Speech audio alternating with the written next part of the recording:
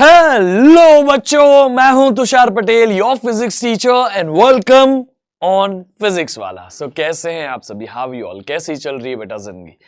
आज के इस क्लास में मैं आप सभी को कराने वाला हूं previous year questions PYQs of electromagnetic induction. जी हां, we have amazingly done this chapter. पिछले क्लास में मैंने आपको पूरा डिटेल में ये चैप्टर सिखाया था इन वन शॉट, है कि नहीं? अमेजिंग चैप्टर था। We did all the things, we did all the concepts, we did all the formulas and entire chapter. जी हां, तो आज के इस सेशन में हम इसके PYQs करेंगे। ऑब्वियसली PYQs को स्टार्ट करने के पहले मैं आपको फट एक फॉर्मूला लिस्ट बना दूंगा और आपको दिखाऊंगा कि इस चैप्टर में से कैसे टाइप के बोर्ड्स में क्वेश्चन आए हुए हैं, ताकि आपको क्लियर आइडिया मिले कि बोर्ड्स का लेवल क्या होता है, इजी होता है, मॉडरेट होता है, डिफिकल्ट होता है। आप डिसाइड करोगे, मैं नहीं बताऊंगा, ठीक है? आपके लिए ये चैप्टर जो भी मैं सिखा रहा हूं, इस चैप्टर के बेसिस पे आप मुझे बताओगे कि ये बोर्ड्स में आपको कैसा लग रहा है ये चैप्टर, ठीक है? कम ऑन एवरीवन। सो हम इलेक्ट्रोमैग्नेटिक इंडक्शन पूरे चैप्टर को एकदम डिटेल में सीख चुके हैं और अब बारी है उसके PYQs करने की। PYQs में मैंने ज्यादा करके न्यूमेरिकल्स ही लिए हैं बेटा, ताकि आप लोगों को न्यूमेरिकल सॉल्विंग और प्रॉब्लम सॉल्विंग में सपोर्ट कर पाऊं। बाकी इसकी जो थियोरी होती है उसमें कौन से क्वेश्चन ज्यादा करके पूछे जाते हैं वो मैं आप सभी को बता दूंगा, ठीक है? Not to worry about. चलिए, so come on, are you guys ready with today's class? Let's get started. Come on, यहां पे आपका पूरा फोकस यहां होना चाहिए। जितना ध्यान से आज का सेशन देखोगे उतना ही ज्यादा आपको कॉन्फिडेंस आएगा, क्योंकि आपको पता चलेगा the questions which are asked in board exams are not at all difficult. Okay, come on, let's get started. पूरा ध्यान यहां होना चाहिए बेटा, पूरा ध्यान, फोकस यहां होना चाहिए। So let's get started. हम इसके सारे टॉपिक्स, जितने भी टॉपिक्स हैं, उन सारे टॉपिक्स के ऊपर हम PYQs करने वाले हैं। सो उसमें आप सभी को पता था कि ये ग्राफ मैंने आपको पिछले क्लास में एक्सप्लेन भी किया है, जहां पे कौन से टॉपिक इंपॉर्टेंट है। तो आप देख सकते हो यहाँ पे कि ये 6.5 इंपॉर्टेंट है, 6.6 इंपॉर्टेंट है, 6.7 इंपॉर्टेंट है। यानी कि Lenz law, electromotive, motional EMF, motional electromotive force, या फिर इंडक्टेंस या AC जनरेटर, ये सारे इंपॉर्टेंट टॉपिक एक तरीके से। तो इनमें कैसे टाइप के क्वेश्चंस आते हैं वो आपको आज के इस सेशन में पता चलेगा, ठीक है? तो let's get started with formula list first, और उसके बाद इसके PYQs करते हैं, ठीक है? सबसे पहले जब भी हम बात करते हैं फॉर्मूला लिस्ट की, तो this chapter beautiful starts from the very basic concept of flux. तो मैग्नेटिक फ्लक्स जो होता है वो क्या दिखता है?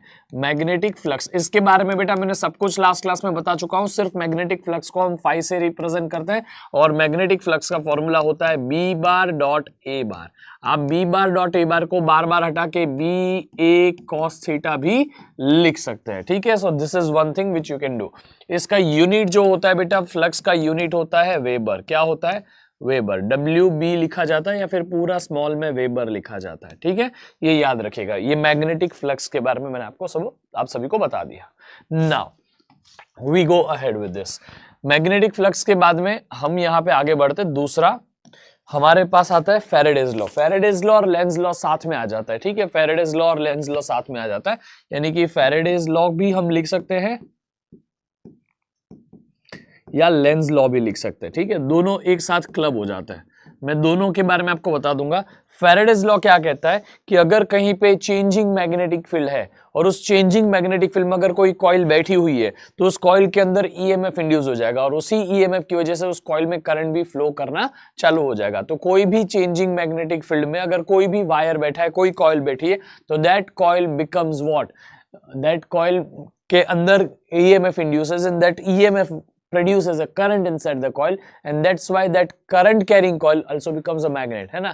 तो मैं आपको ये फैराडेज लॉ क्या लिखा जाता है वो पहले बता दूं।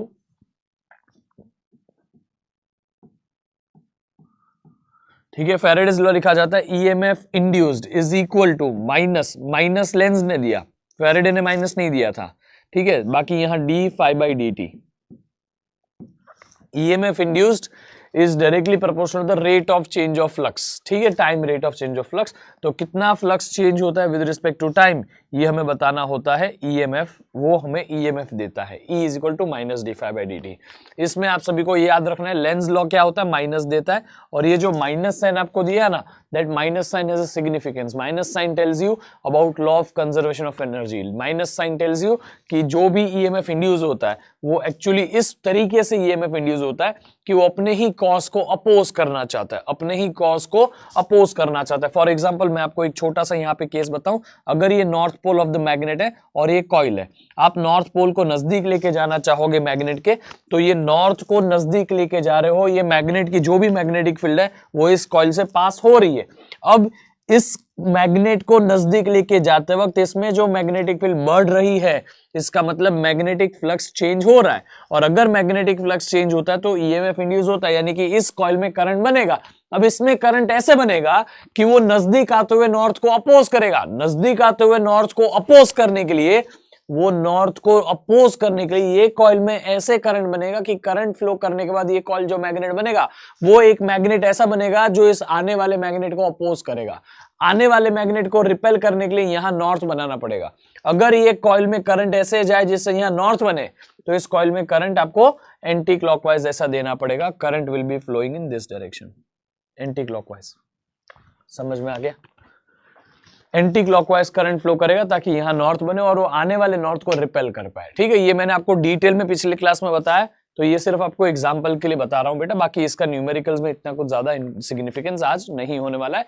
बाकी एनसीईआरटी की एक्सरसाइज के क्वेश्चंस आप करोगे, obviously it is there on NCERT वाला चैनल, वहां पे मैंने कराया, उसमें आप ये सारा देख सकते हो, वहां पे इसके ऊपर क्वेश्चन भी कराया जो एनसीईआरटी एक्सरसाइज में है। ठीक है, अब हमें यहाँ फाई की जगह पे आप बी बार डॉट ए बार लिख सकते हो, फाई की जगह पे बी ए कॉस थीटा भी लिख सकते हो। It is up to the time कि आपको कैसा जरूरत है वैसा आप लिख सकते हो।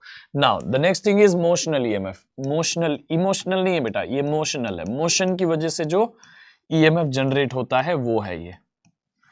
ठीक है, तो अगर हमारे पास यहाँ कोई मैग्नेटिक फील्ड हो, let's make a magnetic field. Magnetic field बनाते हैं हम यहाँ पे, ये cross cross cross cross cross cross cross वाली मैग्नेटिक फील्ड बना दो। बहुत सारी मैग्नेटिक फील्ड। क्रॉस क्रॉस यानी क्या बेटा? अंदर की बाहर। Come on everyone, please tell me. Cross यानी अंदर की बाहर, क्रॉस यानी अंदर की बाहर। बोलो बोलो बोलो एवरीवन। क्रॉस यानी अंदर की बाहर, क्रॉस यानी अंदर जाती हुई मैग्नेटिक फील्ड।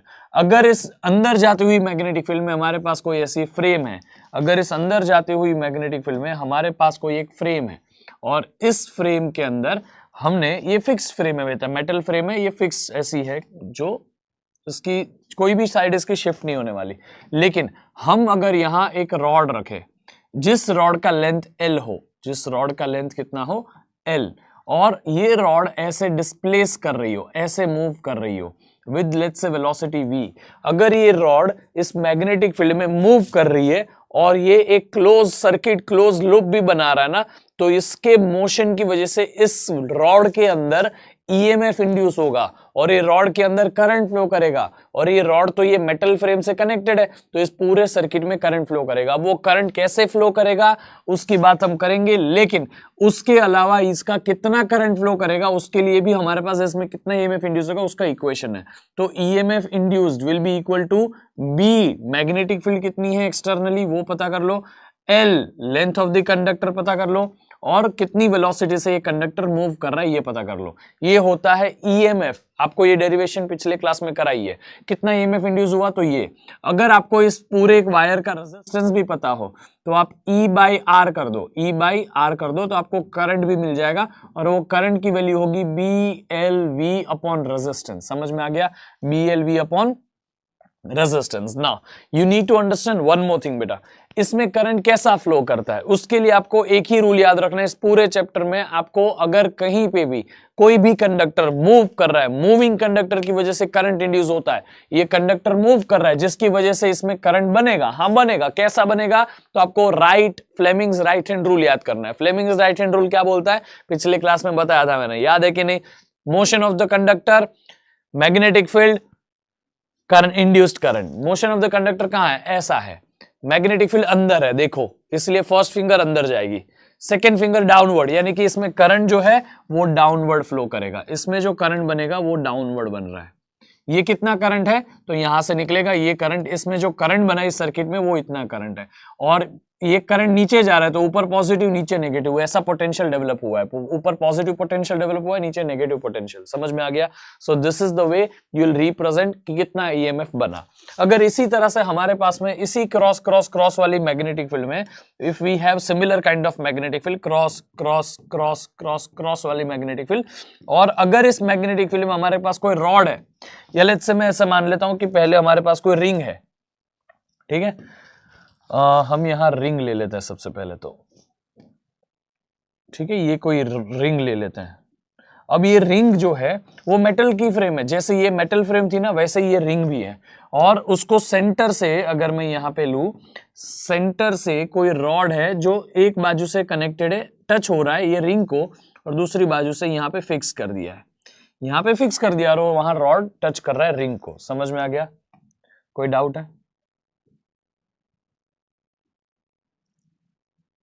ये जो रॉड है उसका लेंथ L है, यानी कि रेडियस ऑफ द सर्कल भी L हो गया। यहां से ये रॉड फिक्स है और यहां से ये मूव कर सकता है, बट टच कर रहा है वो रिंग को, ऐसे घूम सकता है। समझ में आ गया? ये ऐसा रॉड इस रिंग के ऊपर कैप्ट है और वो रिंग को टच कर रहा है और वैसे घूम सकता है। अगर ये घूमता है, अगर ये घूमता है विद एंगुलर वेलोसिटी ओमेगा, तो इसके अंदर जो ईएमएफ जनरेट होता है, इसके अंदर जो ईएमएफ जनरेट होता है वो होता है half B omega L square. ये इतना ईएमएफ, जैसे ये इसके मोशन की, इसके लीनियर मोशन की वजह से बीएलवी जनरेट होता है, ऐसे इसके रोटेशनल मोशन की वजह से इस पूरे लूप के अंदर इतना ईएमएफ जनरेट होगा, और उसमें करंट जो जनरेट होगा आप सिंपली यहाँ पे E बाई आर कर सकते हो। ये जो रिंग है उसका रेजिस्टेंस आपको पता हो, यहाँ पे 1/2 B omega L square upon R, ऐसा कर सकता है। अच्छा, दूसरी चीज, करंट कौन सी डायरेक्शन में फ्लो करेगा, तो आपको अभी भी क्या करना है, फ्लेमिंग्स राइट हैंड रूल। आपको थंब क्या बताता है, मोशन ऑफ द कंडक्टर। ये रॉड ऐसे मूव करेगा तो थंब तो ऊपर, क्योंकि मोशन तो ऊपर हो रहा है रॉड का, है ना, ऐसे जा रहा है ना, ऐसे, तो कर मैग्नेटिक फील्ड का है क्रॉस इनवर्ड्स, तो करंट का है अंदर की तरफ, यानी कि करंट ऐसे डेवलप हुआ, यानी कि इस बाजू पॉजिटिव टर्मिनल बना होगा, यानी कि इस बाजू पॉजिटिव पोटेंशियल बना होगा, इस बाजू नेगेटिव पोटेंशियल, यहाँ हायर पोटेंशियल बना होगा, यहाँ लोअर पोटेंशियल। समझ में आ गया कैसे निकालना है? ये आपको काम आएगा बेटा, बाकी इसमें डायरेक्ट क्वेश्चंस बन सकते हैं, ठीक है। ये इमोशनल ईएमएफ हो गया। Now we come to the next part. The next part is obviously inductance. क्या है? इंडक्टेंस। इंडक्टेंस आपको सिंपल सी बात कहता है, इंडक्टेंस में दो कॉइल आपस में अगर एक दूसरे के पास में रख दो, ये एक कॉइल है और उसके बाजू में दूसरी कॉइल रखोगे तो भी कोई प्रॉब्लम नहीं है, लेकिन उसके अंदर भी दूसरी, ये दूसरी कॉइल को उसके अंदर फिट कर दोगे तो भी प्रॉब्लम नहीं है। दोनों को आजू बाजू में रखना, ये हमारा इस चैप्टर में इसका काम है। अब किसी एक कॉइल में हम चेंजिंग करंट दे सकते हैं, यानी कि वो किसी भी तरह से चेंज कर सकते हैं, स्विच ऑन ऑफ कर करके बार बार इसमें करंट चेंज कर सकते हैं, वो कोई बड़ी बात है नहीं। अब दूसरे कॉइल में अपने आप करंट इंड्यूस होता है। जब आप पहली कॉइल में जो है यहां पे अगर एमीटर लगा दोगे तो यहां पे आपको करंट इंड्यूस हुआ, एमीटर का कांटा घूमता हुआ दिखेगा, ठीक है। मैं ये कह रहा हूं कि अगर कोई एक कॉइल है जिसमें आप चेंजिंग करंट रखोगे तो उसकी वजह से दूसरी कॉइल जिसमें तो सेल भी नहीं है फिर भी उसमें करंट फ्लो करता है, अगर यहाँ बल्ब होगा तो बल्ब ग्लो करेगा। समझ में आ गया? ये होता है इंडक्टेंस में। तो अगर पहली कॉइल में जो करंट जा रहा है I1, ठीक है, उसकी वजह से उस कॉइल में मैग्नेटिक फील्ड बनी होगी Φ1, और उसकी चेंजिंग मैग्नेटिक फील्ड में सेकेंड कॉइल भी बैठी है, तो उस चेंजिंग मैग्नेटिक फील्ड में सेकेंड कॉइल बैठी है तो सेकेंड कॉइल में करंट बनेगा I2, और इस करंट बनने की वजह से इस कॉइल में भी तो मैग्नेटिक फील्ड बनेगी, तो वो जो मैग्नेटिक फील्ड बनेगी उसे हम बोलेंगे Φ2। तो flux in second coil is proportional to current in first coil. Flux in second coil is equal to mutual inductance into first coil का करंट। समझ में आ गया? ये याद रखेगा।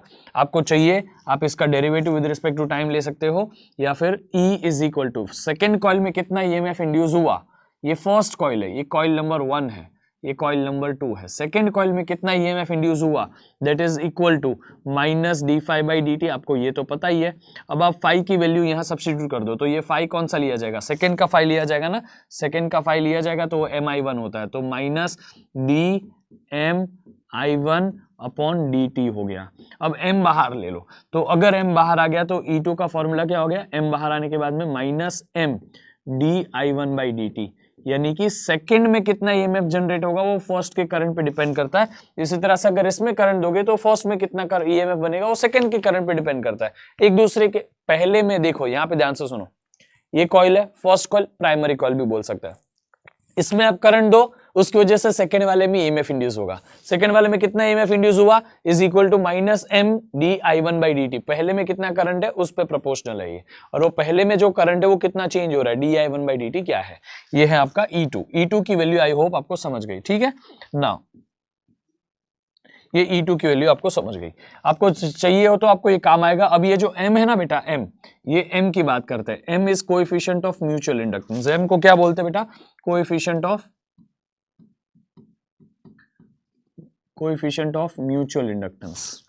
अच्छे से लिखो, ध्यान से देखो बेटा, फॉर्मूला लिस्ट बहुत इंपॉर्टेंट होती है, कोएफिशिएंट ऑफ म्यूचुअल इंडक्टेंस, ठीक है। और ये M का यूनिट होता है बेटा हेनरी।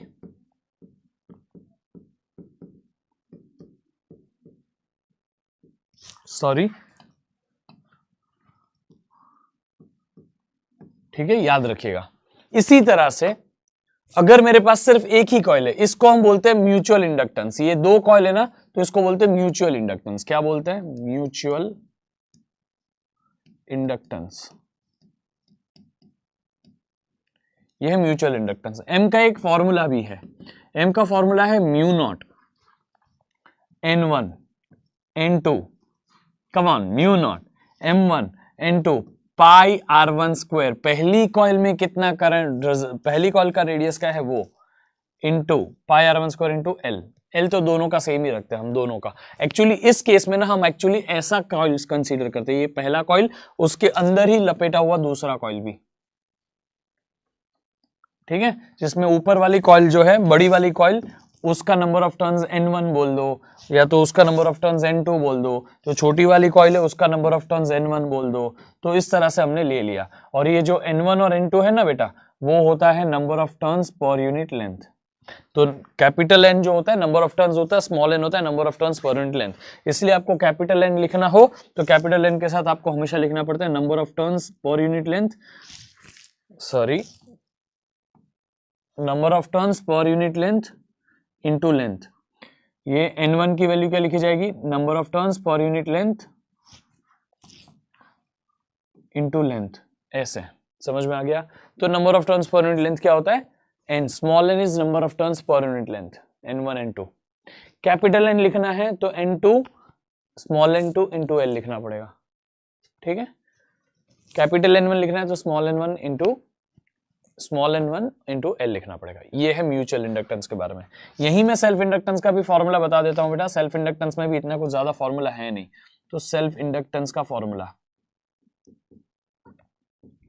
अगर कोई कॉइल है, इस कॉइल में अगर करंट जाएगा, इस कॉइल का करंट अगर बदलेगा, तो उसकी वजह से इस कॉइल में जो मैग्नेटिक फील्ड बन रही है ना, यहां आसपास में जो मैग्नेटिक फील्ड बन रही है, वो मैग्नेटिक फील्ड भी चेंज होगी।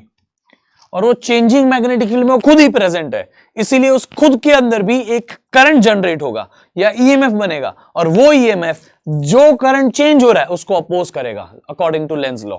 इसीलिए आप यहां पे सेल्फ इंडक्टेंस की जब बात करते हो, सेल्फ इंडक्टेंस एक ही कॉइल के बारे में होता है जिसका कोएफिशिएंट ऑफ इंडक्टेंस L होता है, और सेल्फ इंडक्टेंस वाली कॉइल को हम इंडक्टर भी बुलाते हैं। तो आपको यहाँ पे flux in this coil is proportional to the current flowing through the coil, और यहाँ पे आप लिख सकते हो इसी को phi is equal to Li। ये L जो है ना बेटा, वो कोएफिशिएंट ऑफ सेल्फ इंडक्टेंस है, वेयर L इज व्हाट बेटा, L इज कैपिटल L है बेटा, capital L is coefficient of self inductance. याद रखिए इसको, ठीक है, coefficient of self inductance. Now यहां पे आप phi is equal to dl by dt लिख सकते हो। इसी तरह यहाँ phi की जगह आपने dl by dt, phi is equal to Li डाल दिया, phi is equal to Li डाल दिया, तो यहाँ L और I, L बाहर, तो minus L di by dt ऐसा हो जाएगा। तो यहाँ EMF induced will be equal to minus L di by dt। ये छोटा सा डेरिवेशन जैसे हमने ये किया ना, यहाँ पे phi की वैल्यू E2 में E में सब्स्टिट्यूट कर दी, minus d phi by dt में phi की वैल्यू डाल दी तो Mi आ गया, और फिर M बाहर आ गया। इसी तरह से L बाहर आ जाएगा, और यहाँ E का EMF, E का इक्वेशन ऐसा बनेगा। इसका भी फॉर्मूला होता है, L जो होता है इसका यूनिट बेटा हेनरी ही होता है। L is coefficient of self inductance, इसका यूनिट हेनरी ही है, ठीक है। और इसका फॉर्मूला भी है बेटा, L का फॉर्मूला होता है म्यू नॉट N1 इंटू, एक ही कॉइल है तो N स्क्वायर, ठीक है। और ये L जो है उसको L एज इट इज रख दो, पाई R1 स्क्वायर, पाई R1 स्क्वायर, अरे ये तो एरिया ऑफ द कॉइल होता है, तो ये आपका फॉर्मूला का कोएफिशिएंट ऑफ सेल्फ इंडक्टेंस का, ठीक है। I hope this is clear बेटा। अब एक टर्न्स रेशियो ही है, ट्रांसफॉर्मर की बात है, ट्रांसफॉर्मर में, अच्छा ट्रांसफॉर्मर का ही एक फॉर्मूला आपको बताना अभी मुझे, ट्रांसफॉर्मर में टर्न्स रेशियो होता है, बस आपको चाहिए तो याद रख सकते हो क्या होता है बेटा, टर्न्स रेशियो। इसके ऊपर यूजुअली तो क्वेश्चंस नहीं बनता, बट ठीक है फिर भी बता दूंगा। टर्न्स रेशियो, टर्न्स रेशियो क्या होता है बेटा कि अगर कोई ट्रांसफॉर्मर है तो ट्रांसफॉर्मर में तो दो कॉइल होती है, ये एक कॉइल और ये दूसरी कॉइल, तो ये जो दो कॉइल है उसमें पहली कॉइल में जो करंट जा रहा है, कम ऑन एवरीवन, पहली कॉइल में जो करंट जा रहा है वो I1, दूसरी कॉइल में जो करंट बन रहा है वो I2, पहली कॉइल का पोटेंशियल V1, दूसरी कॉइल का पोटेंशियल V2, और ये पहली कॉइल जो है, जो प्राइमरी कॉइल है उसका number of turns N1, second coil जो है उसका नंबर ऑफ टर्न्स N2, ठीक है। तो आई होप आपको ये समझा, N1 और ये N2। अब आप टर्न्स रेशियो में क्या लिखोगे, टर्न्स रेशियो जो है बेटा, टर्न्स रेशियो उसमें आता है number of turns in primary coil divided by number of turns in secondary coil is voltage in primary coil upon voltage in secondary coil is equal to current in secondary coil upon current in primary coil. This is the simple ratio, turns ratio बोला, number of turns का ratio है, सिर्फ transformer के लिए valid है। किसके लिए है, ट्रांसफॉर्मर्स, ठीक है, प्लीज इसे याद रखिएगा। Is there any doubt, I hope आप सभी को समझा, ठीक है। मैंने सोचा था 2 पेज लग जाएंगे लेकिन एक ही में हो गया, बढ़िया। So this was the formula list of this beautiful chapter. अब हम करने वाले हैं सारे के सारे questions, PYQs of this chapter. Come on, I hope कि आप ये फॉर्मूला लिस्ट याद रखेंगे। ये पेज हटा देता हूं, चलो अभी रहने देता हूं, जरूरत नहीं पड़ेगी तो बाद में हटा दूंगा। Magnetic flux, Faraday's law, Lenz law, motional EMF दोनों वाले, रोटेटिंग वाले और मूविंग वाले, सेल्फ इंडक्टेंस के लिए फॉर्मूलेस, म्यूचुअल इंडक्टेंस के लिए फॉर्मूला, सेल्फ इंडक्टेंस का फॉर्मूला सारा ये रहा, म्यूचुअल इंडक्टेंस का फॉर्मूला ये रहा, टर्न्स रेशियो रेयरली क्वेश्चन आएगा बट आएगा, ठीक है। अभी हम इसके ऊपर से सवाल करेंगे, चलो will go ahead. Here's a very first question, direction, इससे ऐसे बहुत सारे सवाल आ सकते हैं। देखो 2023 लास्ट ईयर ही पूछा गया ये, 2023 में सवाल क्या था, the direction of induced current in the loop ABC, ABC में करंट बताओ, इस लूप में करंट, इंड्यूस्ड करंट कैसा होगा। तो देखो आपको 4 ऑप्शन दिए गए, ठीक है। हमें क्या करना है, सबसे पहले 2 केसेस कंसीडर करने, उस हिसाब से इसमें क्या करंट होगा पता कर लेंगे, उस हिसाब से आंसर इसमें मैच हो रहा है कि नहीं वो देख लेंगे। अगर समझो X से Y ऐसे करंट जा रहा है, करंट ऐसे जा रहा है, करंट की वैल्यू तो ऐसी है, ठीक है।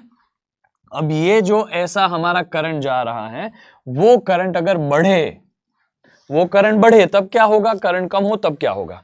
अगर वो करंट बढ़ रहा है तो उसकी, ये करंट अगर ऐसे जा रहा है तो उसकी वजह से मैग्नेटिक फील्ड ऐसे बन रही है उसकी, इस करंट की वजह से थंब उधर दे दो क्योंकि स्ट्रेट लाइन में करंट है तो थंब स्ट्रेट लाइन में जाएगा ऐसा, और कर्व्ड फिंगर ऐसे, तो ये लूप के अंदर मैग्नेटिक फील्ड बाहर आ रही है। बाहर आना मतलब यहां पे ऐसी मैग्नेटिक फील्ड होना, किसकी वजह से बेटा, ये XY की वजह से जो मैग्नेटिक फील्ड बन रही है वो ऐसी है, तो ये है magnetic field because of XY, बाहर आ रही है। अब मैग्नेटिक फील्ड बाहर आ रही है, इसका मतलब बाहर आएगी, यहां क्या बनेगा, नॉर्थ बनेगा, इस पॉइंट से बाहर आना, तो ये लूप के बाहर इस जगह पे नॉर्थ पोल बनेगा, हां कि ना, ठीक है। अब इस कॉइल में क्यों, अगर ये करंट बढ़ेगा तो उसकी वजह से इस कॉइल में करंट तो इंड्यूस होगा। अब वो करंट ऐसे इंड्यूस होगा कि उसको अपोज करे, किसको अपोज करे, जिससे वो बना है।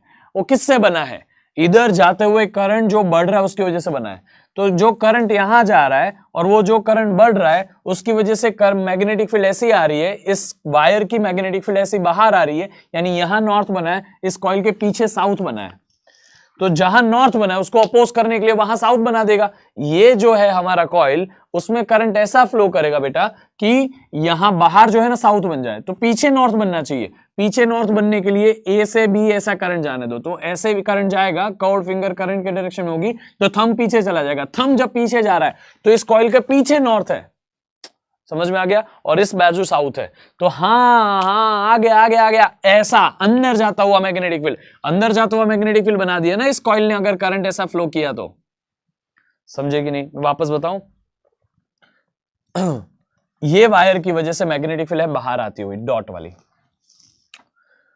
और उसकी वजह से ये डॉट के अगेंस्ट मैग्नेटिक फील्ड बनाएगा। ये सर्कुलर लूप जो है डॉट के अगेंस्ट ऐसा अंदर जाता हुआ बनाएगा, हाँ कि ना, अंदर जाता हुआ क्रॉस ऐसे बनाएगा। तो ए से बी करंट जाना चाहिए, ए से बी से सी। अगर करंट बढ़े तो ए बी सी, करंट बढ़े तो ए बी सी, ऐसा कोई ऑप्शन नहीं क्या? ए बी सी करंट जाएगा नहीं, ए सी बी है, ए बी सी नहीं है। A B C if I constant, ये तो हो ही नहीं सकता। करंट कांस्टेंट तो करंट तो अगर इसमें करंट कांस्टेंट है तो यहां तो कोई करंट बनेगा ही नहीं, ये तो रॉन्ग ही है।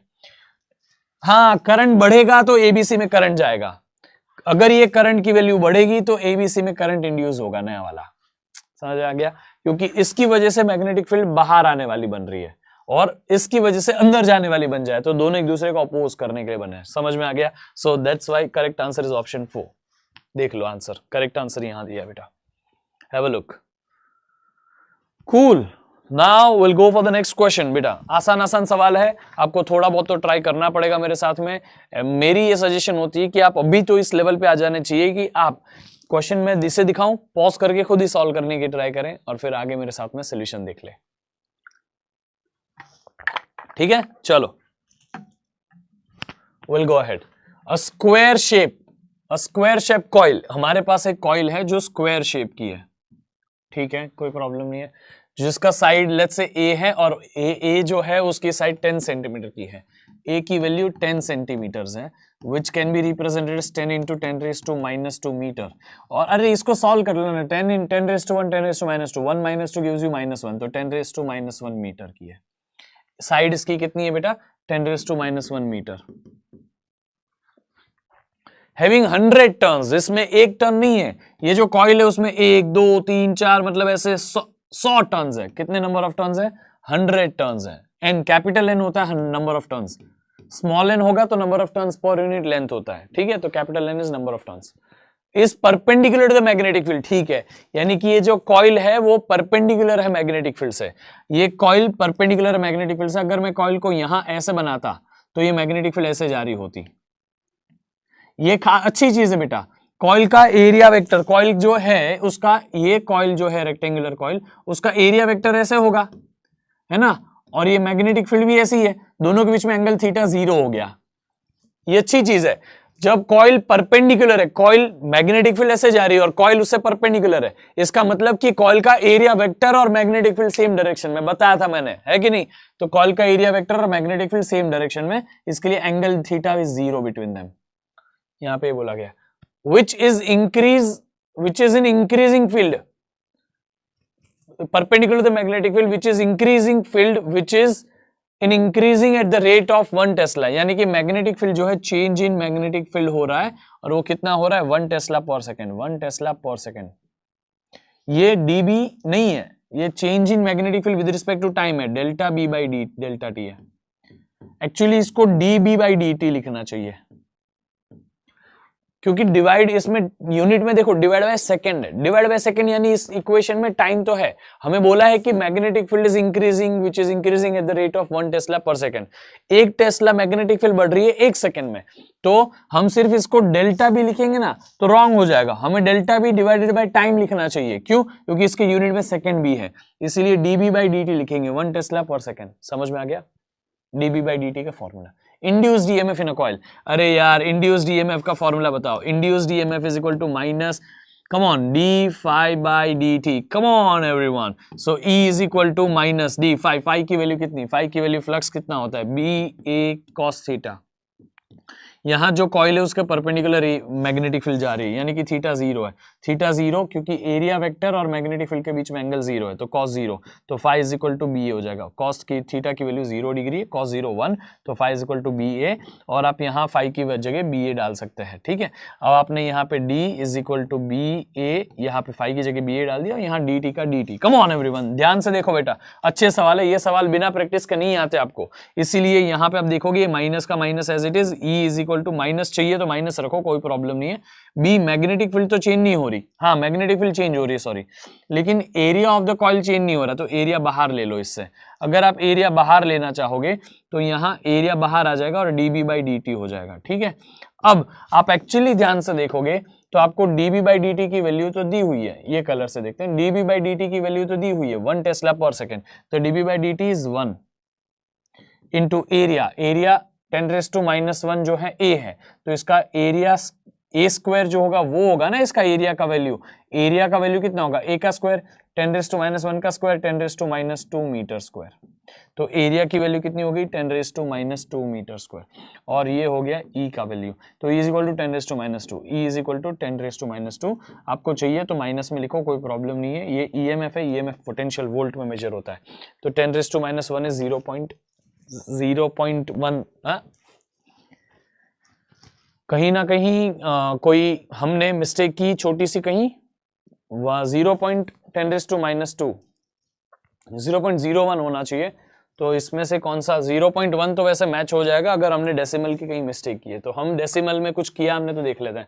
1 tesla per second 10 centimetre 100 ton. हाँ देखो यहाँ पे 100 टन भूल गए ना, ये सब हमने जो किया ना वो एक ही टन के लिए किया। इसको n मल्टीप्लाई करते जाओ तो n मल्टीप्लाई हो जाएगा, तो n मल्टीप्लाई हो जाएगा। n की वैल्यू कितनी है, n की वैल्यू 100 है, तो यहाँ 100, तो 10⁻⁻2 10⁻2 कैंसिल आउट हो गया और आंसर क्या आ गया, सिर्फ 1 आ गया। समझ में आ गया, -1 आता है एक्चुअली, 10⁻⁻2 10⁻2 1 आता है, तो 1 D, option D is the correct answer. Fourth देखो बेटा, नंबर ऑफ टर्न्स हमने मिस आउट कर दिए थे। एक कॉइल के लिए BA रखा, n कॉइल के लिए n नंबर ऑफ टर्न्स के लिए मुझे एक्चुअली यहाँ पे NBA डायरेक्ट यहाँ से ही लेके जाना चाहिए था, तो मैं n मल्टीप्लाई करना रह गया। ठीक है, आप ऐसे मिस्टेक मत करिएगा। मैं आपको एक बार और इसका सोल्यूशन बता देता हूं कि इसको किया कैसे। तो ये था d∅/dt, और आपने यहाँ पे बताया कि एक कॉइल नहीं है, n कॉइल है, तो n number of turns, n number का फ्लक्स आएगा, तो d∅ की वैल्यू BA और अपॉन dt। अब आप a बाहर ले लोगे तो E इज इक्वल टू आ जाएगा n, है ना, ये माइनस का माइनस, माइनस n रखना रखो, नहीं रखना कोई बात नहीं, a बाहर dB/dt। अब आपने यहाँ पे dB/dt की वैल्यू कितनी है, dB/dt की value rate of change of flux, rate of change of flux, ये बोला है ना, flux divided by second, flux divided by time, magnetic field divided by time, है ना, magnetic field divided by second. तो dB/dt क्या है 1 इंटू एरिया, एरिया हमने निकाला, साइड की वैल्यू है 10⁻⁻1, तो उसका स्क्वायर, साइड का स्क्वायर ही एरिया का स्क्वायर होता है ना, स्क्वायर का एरिया होता है, साइड का स्क्वायर स्क्वायर का एरिया होता है, तो 10⁻²। और ये n number of turns 100, 100 is 10⁻², तो ये E 10⁻², 10⁻² कैंसिल, और बचा E का value 1, that too with minus sign. ठीक है, आपकी इच्छा, माइनस साइन रखने रखो, तो आंसर इज 1। आई होप आपको सभी को समझा। देख लीजिए यहाँ पे मैं आपको सोल्यूशन भी बता देता हूँ। Have a look over here, come on, easy. NE, n का n, a की वैल्यू 0.1 इंटू 0.1, dB की वैल्यू 1, सिंपल आंसर्स। ठीक है, Here we go for another question, MCQ ही है, इसमें से देखो MCQ ज्यादा पूछे गए हैं। Coil of area 100 centimetre square, area की वैल्यू कितनी है 100 सेंटीमीटर स्क्वायर। तो आप एरिया सेंटीमीटर स्क्वायर मत रखो, मीटर स्क्वायर में कर दो। 100 सेंटीमीटर, सेंटी की वैल्यू 10⁻², बट सेंटी का स्क्वायर मीटर का स्क्वायर दोनों का स्क्वायर है ना, तो सेंटी का स्क्वायर 10, सेंटी की वैल्यू 10⁻², बट सेंटी का स्क्वायर 10⁻⁴, और ये मीटर का स्क्वायर। समझ में आ गया, सेंटीमीटर स्क्वायर में सेंटी का भी स्क्वायर हो रहा है, मीटर का भी स्क्वायर हो रहा है, सेंटी की वैल्यू 10⁻², उसका स्क्वायर 10⁻⁴, तो ये एरिया लिख दिया। Is kept at an angle of 30 degree, 30 degree is the angle with the magnetic field of this 10⁻⁻1 Tesla. Magnetic field कितनी है 10⁻⁻1 टेस्ला। ओके, ये हमने मैग्नेटिक फील्ड भी लिख ली, A थीटा B पता है। Okay, magnetic field reduce to 0, magnetic field B1 थी ये, और मैग्नेटिक फील्ड B2 इसके बाद 0 हो गई, मैग्नेटिक फील्ड रिड्यूस हो गई। और 10 टाइम की वैल्यू कितनी है, टाइम की वैल्यू है 10⁻⁻4 सेकंड, 10⁻⁻4 सेकंड, इतने टाइम में। ठीक है, again similar kind of question, हमें यहाँ पे क्या पूछा है, induced EMF, exactly similar question बेटा, वो क्वेश्चन और ये क्वेश्चन बहुत सिमिलर है। तो हम यहाँ पे क्या लिखेंगे, E is equal to -d∅/dt, minus जाने दो। ठीक है, आपको चाहिए तो माइनस रख सकते हो, कोई प्रॉब्लम नहीं है। अगर माइनस रखोगे तो higher value minus lower value सही से करना, मतलब फाइनल माइनस इनिशियल ये मत करना, सॉरी फाइनल माइनस इनिशियल करना, हायर माइनस लोअर मत करना। अगर मैं माइनस यहाँ रखता हूं तो फॉर्मूला बताओ, -d∅/dt होता है, ये हमारा फ्लक्स का फॉर्मूला। अब E की वैल्यू, E माइनस का माइनस d∅, फाई की वैल्यू क्या होती है बेटा, फ्लक्स का फॉर्मूला क्या होता है BA, है ना, और यहाँ एंगल भी है थीटा, तो कॉस थीटा, एंगल थीटा दिया ना बेटा, angle theta, area is kept at 30 degree with magnetic field. समझ में आ गया? Area is kept at 30 degree with magnetic field. तो यहाँ थीटा की वैल्यू 30 डिग्री है, तो यहाँ थीटा की वैल्यू रखने के लिए बी ए कॉस थीटा आप रख देंगे। ठीक है, अब ध्यान से सुनना बेटा, E is equal to minus का माइनस, एरिया बाहर आने दो। इसमें नंबर ऑफ टर्न्स है क्या? नहीं, नंबर ऑफ टर्न्स की बात नहीं है, एक ही है, तो टेंशन नहीं अपने को बिल्कुल। ये बाहर आ गया, कॉस थीटा बाहर आ गया। चेंज क्या हो रहा है? डीबी, मैग्नेटिक फील्ड चेंज हो रही है B1 से B2, तो डीबी बाई डी टी बताओ। समझ में आ गया? अब dB by D T, D B by D T is B2 minus B1 upon T2 minus T1। Magnetic field कहां से कहां गई? B2 0 और 10 रेस टू माइनस 1, तो माइनस 10 रेस टू माइनस 1 बना, है ना?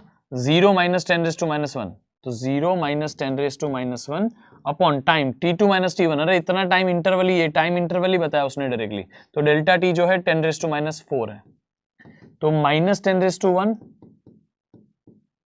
Sorry minus 10 raise to minus 1 upon 10 raise to minus 4। तो इसको आप सिंप्लीफाई कर दो। क्या किया मैंने? मैग्नेटिक फील्ड का चेंज लिखा और टाइम का इंटरवल लिखा, दोनों यहां पे सब्स्टिट्यूट कर दिया। अब माइनस की वैल्यू एज इट इज रखो, 10 रेस टू माइनस 4 ऊपर जाएगा, 10 raise to plus 4, plus 4 minus 1, 10 raise to minus 3, sorry 10 raise to plus 3। ये आपका आ गया आपका D B by D T. D B by D T आपने अलग से निकाल लिया। आप डीबी बाई डी टी जब अलग से निकालते हो तो आप डीबी बाई डी टी की वैल्यू यहां सब्स्टिट्यूट करो। E is equal to minus area की वैल्यू अभी हमने निकाली 100 इंटू 10 रेस टू माइनस 4। अरे 100 into 10 raise to minus 4 as it is लिख दो, चलो कोई बात नहीं। 100 into 10 raise to minus 4 into cos theta 30, cos 30 is कितना बेटा? कॉस 30 इज √3/2, तो यहां आप लिखोगे √3/2 into dB by D T. D B by D T 10 minus minus और माइनस ये प्लस हो गया बेटा, ये माइनस और इधर जो माइनस आने वाला मल्टीप्लाई हो रहे सारे नंबर्स, और ये 10 रेस टू 3। इसको सिंप्लीफाई करके आंसर लाना है। आंसर क्या आने वाला बेटा? तो वैसे तो आप √3 को ही हमें आंसर √3/2 की जो वैल्यू होती है ना, वही हमारा आंसर बनता है यहाँ पे। ठीक है, √3/2, बाकी सब तो देखो 10 के powers 10 raise to 2, 10 raise to minus 4, 10 raise to minus 10 raise to plus 3, तो √3/2 का आंसर निकालो। 1.4 √3 क्या होता है? 1.7 होता है समथिंग, आई थिंक, या I don't remember it exactly. तो √3 डिवाइडेड बाई 2 कर लो, आपका आंसर आ जाएगा। ठीक है, आई विल शो यू इसका सोल्यूशन।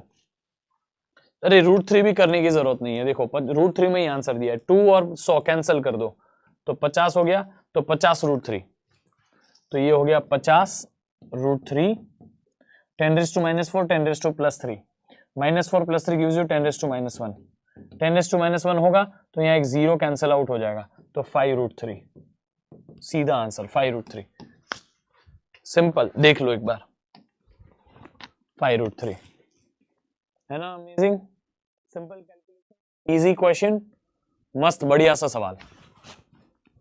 ठीक है, कर लोगे ना? देख लीजिए, कोई डाउट है? चलो, we'll go for the next question. Here's another question. A conducting rod of a length L is kept parallel to the uniform magnetic field. हमारा मैग्नेटिक फील्ड ये है और रॉड जो है मैग्नेटिक फील्ड से पैरेलल रखा गया है। रॉड हमारा मैग्नेटिक फील्ड से पैरेलल है, ऐसी रॉड है। रॉड की लेंथ और मैग्नेटिक फील्ड दोनों एक दूसरे से पैरेलल है। ठीक है, जिसमें से लेट्स से कोई करंट वरंट जा रहा है कि नहीं पता नहीं। Now rod L is kept parallel to the uniform magnetic field. Magnetic field भी ऐसी है, रॉड भी ऐसा है। It is moved along the magnetic field. Magnetic field आगे जा रही है, रॉड को भी हम आगे लेके जा रहे हैं with velocity v. What is the value of EMF induced? अरे आप रॉड को ऐसे लेके जाओगे मैग्नेटिक फील्ड से, तो मैग्नेटिक फील्ड को तो क्रॉस ही नहीं कर रहा है वो, तो यहाँ पे कोई हमारा EMF इंड्यूस होने वाला नहीं है। EMF induce will be 0। अगर EMF इंड्यूस करवाना था तो ये रॉड ऐसे रखना चाहिए था और फिर मूव कराना चाहिए था। समझ में आ गया? एक्चुअली रॉड को आपको इस तरह से मूव कराना चाहिए था, या फिर ऐसे रख के ऐसे मूव कराते, ऐसे रख के आप ऐसे मूव कराते, कुछ भी कर सकते थे, या यहीं पे आप ऐसे कर सकते थे तो भी हो जाता, लेकिन अभी यहाँ पे कोई EMF इंड्यूस नहीं होने वाला। ठीक है, EMF इंड्यूस होने वाला नहीं है। आई होप आप सभी को समझा। देख लीजिए यहाँ पे उसका एक्सप्लेनेशन आप कैसे लिखोगे।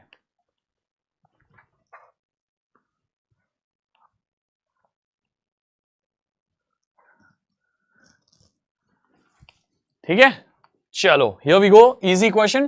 Plot a graph showing variation of induced EMF with rate of change of current flowing through current. अच्छा, अगर ईएमएफ का ग्राफ चाहिए आपको, यू नीड द ग्राफ बेटा, कम ऑन एवरीवन। आपको क्या चाहिए? आपको चाहिए ग्राफ किसके किसके बीच का? ईएमएफ और इंड्यूस्ड करंट के बीच का। Sorry, plot a graph with the induced EMF with the rate of change of current. EMF का ग्राफ चाहिए with rate of change of current, D by D T. अरे ईएमएफ का rate of change of current के साथ graph E is equal to L D I by D T, याद आ रहा है? E is equal to L D I by D T, but there was minus sign, please याद करिए इसको, है ना, माइनस साइन तो एग्जिस्ट करता है, माइनस एल, तो छोड़ दो, एल को जाने दो, लेकिन आप देखो EMF is equal to minus of D I by D T, यानी कि D I by D T से वो डायरेक्टली प्रोपोर्शनल है। अगर मैं ये बीच की चीजें भूल जाऊं तो E is directly proportional to D I by D T. अगर कोई चीजें डायरेक्टली प्रोपोर्शनल होती है तो उनका जो ग्राफ होता है वो एक्चुअली ऐसे आता है। ग्राफ कैसे आना चाहिए बेटा? वो ग्राफ ऐसे आता है। अगर कोई भी चीज डायरेक्टली प्रोपोर्शनल तो ग्राफ ऐसे आना चाहिए, ठीक है। वापस बताता हूं बेटा, कोई भी चीज अगर डायरेक्टली प्रोपोर्शनल है तो उसका ग्राफ आना चाहिए, यहां पे आप मान लो E है, यहां पे आप मान लो कि D I by D T है, तो D I by D T और उसका ग्राफ ऐसा आना चाहिए, डायरेक्टली प्रोपोर्शनल।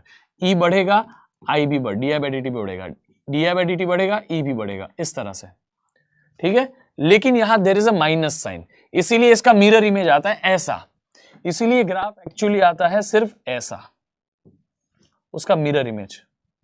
ये है ग्राफ का नेचर, जहां पे आपको ये ग्राफ में y एक्सिस पे क्या है बच्चा? y एक्सिस पे है आपको EMF, on x axis there is D I by D T. ये दोनों डायरेक्टली प्रोपोर्शनल ही है, but because there is a minus sign, जो ग्राफ ऐसे आने वाला था उसका मिरर इमेज आ जाएगा। समझ में आ गया? दिस इज द बिहेवियर, याद रहेगा आपको। कम on everyone, please remember this. ये ग्राफ का नेचर है, ये दोनों डायरेक्टली प्रोपोर्शनल है बट विद माइनस साइन, इसीलिए डायरेक्टली प्रोपोर्शनल का ग्राफ ऐसे आता था, लेकिन हमने उसका मिरर इमेज लेना पड़ा। कूल। देखो ये कितना इजी क्वेश्चन, आपको अगली बार जब ये क्वेश्चन आएगा ना तो बिना कुछ याद किए आपको एग्जाम में आ जाएगा, तो इसीलिए मैं सारी चीजें करा रहा हूं। Next question which was asked in board exam, rectangular conductor MNPQ is movable arm MN, ये मूवेबल आर्म है, ठीक है, ये आर्म जो है वो मूव कर सकती है। इस आर्म का लेंथ L होगा, बोला ही होगा। Is kept in uniform magnetic, देखो क्रॉस क्रॉस क्रॉस वाली यूनिफॉर्म मैग्नेटिकल है। Resistance of arm MN OP and PN are negligible. MN OP MN क्या लिखा है? MN OP PN, MN OP PN, PN और QP होगा, ये QP होगा, MN QP PN, MN QP PN, PN QP MN ये, तो इसका कुछ तो रेजिस्टेंस है। ओके चलो, explain the obtain expression for induced ये करंट इंड्यूस्ड का एक्सप्रेशन बताइए, इन डायरेक्शन में बताना है। इसको देख के किसी की याद आ रही है?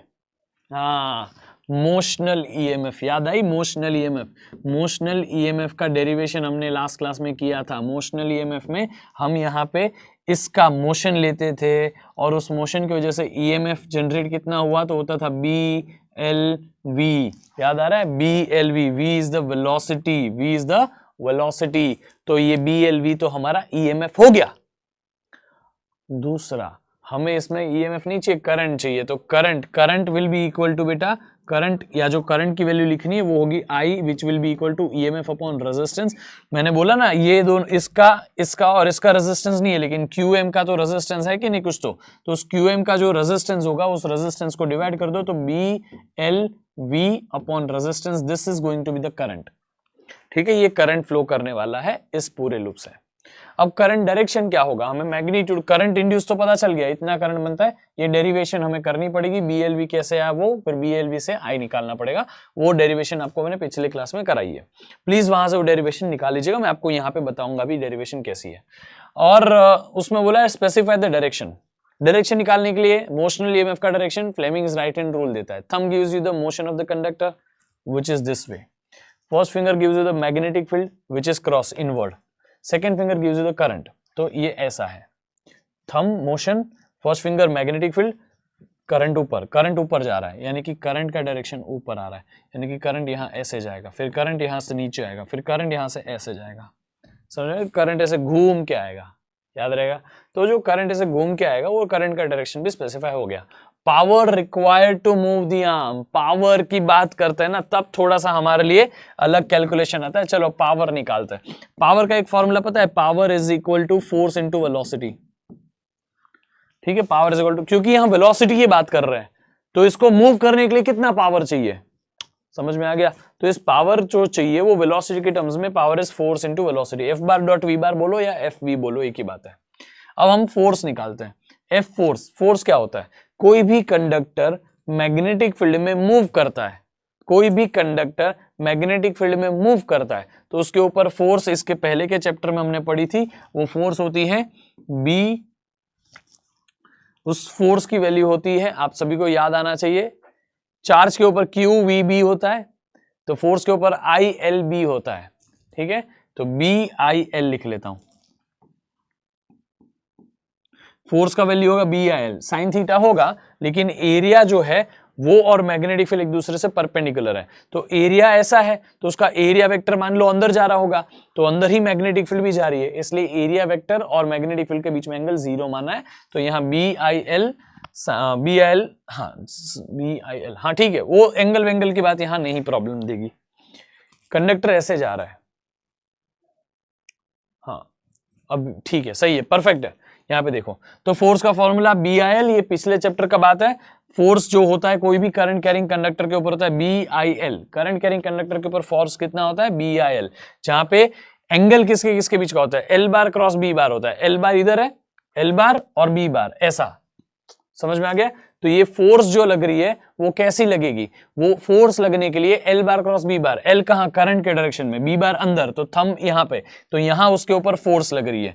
इस कंडक्टर को एक फोर्स अंदर की तरफ खींच रही है। मैंने आपको बोला था ना, ये कंडक्टर ऐसे जाना चाहता है, कंडक्टर ऐसे जा रहा है इसीलिए यहां पे करंट बना, लेकिन वो कंडक्टर ऐसे जाना चाहता है, उसको आगे जाने से खुद ही फोर्स बन रहा है अपने आप जो रोक रहा है उसको। आप समझो, लेंस लॉ यहां पे भी आ चुका। लेंस लॉ ने हमें पहले ही बताया था, लेंस ने हमें क्या समझाया कि जब भी ऐसा कुछ इंडक्शन होगा तभी ये कंडक्टर खुद को ही अपोज करेगा, यानी कि ये नेचर का रूल है कि अगर यहां पे कुछ हमने इसको मूव कर दिया जिसकी वजह से एक करंट बना, तो ये करंट जब बनेगा ना तो वो अपने आप अपने एग्जिस्टेंस को, अपने कॉज को ही अपोज करना चाहेगा। तो ये हमने ये कंडक्टर को ऐसे मूव किया जिसकी वजह से इसमें करंट ऊपर बना, ये हमने सीख लिया। अब ध्यान से सुनो, ऊपर करंट बना तो हमारे कंडक्टर के ऊपर ये current carrying conductor magnetic field में मूव कर रहा है। पिछले चैप्टर में हमने देखा कि कोई भी करंट कैरिंग कंडक्टर अगर किसी भी मैग्नेटिक फील्ड में मूव करता है, कोई भी current carrying conductor external magnetic field में मूव करता है तो उसके ऊपर फोर्स लगती है। या तो कोई भी current carrying conductor external field में बैठा होता है तो उसके ऊपर फोर्स लगती है। तो ये करंट कैरिंग कंडक्टर है जो एक्सटर्नल मैग्नेटिक फील्ड में बैठा है तो उसके ऊपर फोर्स लगेगी। उस फोर्स का फॉर्मूला होता है I L bar cross B bar. L bar कहां है, ऊपर, करंट के डायरेक्शन में एल बार। बी बार कहां है, अंदर, तो फोर्स उसके ऊपर लगेगी ऐसा, यानी कि वो जाना चाहता है इधर लेकिन उसको एक फोर्स बन गई है जो पीछे खींच रही है, और वो फोर्स की वैल्यू बी आई एल है, जो I L bar cross B bar यहां से निकाली हमने। और एल बार इधर, बी बार इधर, 90 डिग्री है इसलिए B I L sine theta, sine 90, theta is 90 degree between किसके किसके बीच का एंगल है, करंट, आप करंट का डायरेक्शन बोलो और मैग्नेटिक फील्ड का डायरेक्शन बोलो तो भी चलेगा, क्योंकि करंट का डायरेक्शन में लेंथ होती है और वेलोसिटी का वेलोसिटी। अब आपने यहां पर करंट का फॉर्मूला भी निकाला, करंट क्या है, B L V upon R, तो बी का बी, आई की जगह क्या लिखोगे, B L V upon R, sine 90 1, ये एल का एल, साइन 90 1, और ये वी का वी। करो क्या आएगा, पावर का फॉर्मूला, बी की B B square, L L L square, V V square upon R, B square L square V square upon R. ठीक है, ये देखो, यानी कि ये जो कंडक्टर है उसको आप ऐसे मूव करोगे जिसकी वजह से उसके अंदर करंट बनेगा। वो करंट बनने के बाद में ये कंडक्टर खुद के ऊपर पीछे के डायरेक्शन में फोर्स एक्सर्ट बनाएगा। ये फोर्स खुद क्रिएट कर चुका कि वो आगे नहीं जाना चाहेगा, क्योंकि आगे जाएगा तो उसके अंदर करंट इंड्यूस हो रहा है, वो आगे नहीं जाना चाहता। क्यों? क्योंकि उसके अंदर करंट उससे इंड्यूस हो रहा है, जिसकी वजह से वो करंट इंड्यूस होता है, वो उसको अपोज करने के लिए खुद पीछे अपने ऊपर फोर्स बना लेगा, और वो फोर्स की वैल्यू ये होगी बी एल साइन थीटा। ठीक है, और वो फोर्स को रोकने के लिए हमें बाहर की तरफ उसको खींचते रहना पड़ेगा विद दिस मच पावर, क्योंकि वो खुद को अंदर की तरफ कितने कितने पावर से खींच रहा है, इतने पावर से, हमें भी उसको बाहर इतने पावर से खींचना पड़ेगा। आई होप आपको समझा। ठीक है, एक बार वापस समझिएगा, जो भी जिन भी बच्चों को डाउट आता है बेटा, मैं वापस एक बार उनके लिए बताता हूं। कंसेप्चुअली ये चीज बहुत अच्छी है, ध्यान से सुनो। रॉड है, ये जो रॉड है वो इस एक्सटर्नल मैग्नेटिक फील्ड में ऐसे मूव कर रहा है, जिसकी वजह से उसके अंदर करंट बन गया। ये हमने पहले सीख लिया। करंट कैसे बना वो हमने फ्लेमिंग्स राइट हैंड रूल से निकाला। Motion of the conductor magnetic field current, current ऊपर जा रहा है, ठीक है, करंट बन गया। लेकिन बस ऐसे ही सिंपल बन गया? नहीं, करंट जिसकी वजह से बना, रॉड के ऐसे जाने की वजह से बना, वो करंट जब बनता है तो ये करंट कैरिंग कंडक्टर खुद अपने कॉज को अपोज करता है। उसका कॉज क्या है? ऐसे जाना। ऐसे जाने को रोकने के लिए वो अपने आप के ऊपर ऐसी फोर्स बना लेगा, और वो फोर्स होगी B I L sine theta. Force की वैल्यू क्या होगी? B I L sine theta. ठीक है, वो फोर्स की वजह से इस कंडक्टर को आपको आगे जाने से अपोजिशन मिलेगा। तो अगर आपको फिर भी उसको v वेलोसिटी से आगे लेके जाना है तो आपको कंटिन्यूअसली इतना पावर करते रहना पड़ेगा, इतना पावर लगाते रहना पड़ेगा, और ये पावर यानी कि इतना आपको वर्क देते रहना पड़ेगा, जिसकी वजह से वो आगे आगे आगे आगे आगे आगे आए विद वेलोसिटी v। अदरवाइज वो रुक जाएगा तुरंत। क्यों? क्योंकि वो आगे आ रहा है, इसलिए इसमें करंट बना, और वो करंट जैसे बनता है वो अपने आप को अपोज कर देगा, अपने कॉज को अपोज करेगा, और वो पीछे फोर्स बना के खुद ही रुकने की ट्राई करेगा। तो थोड़ी देर में वो खुद रुक जाएगा, ऐसे ही कंटिन्यूअसली नहीं चलता रहेगा। समझ में आ गया? तो अगर आपको इसको रोकने नहीं देना है तो आपको इतना पावर देना पड़ेगा। ठीक है, तो ये था आपका solution. Have a look here. ये आपका डेरिवेशन था जो आपको करना है, लास्ट क्लास में भी मैंने कराया है डेरिवेशन, प्लीज इसको एक बार करिएगा। ठीक है,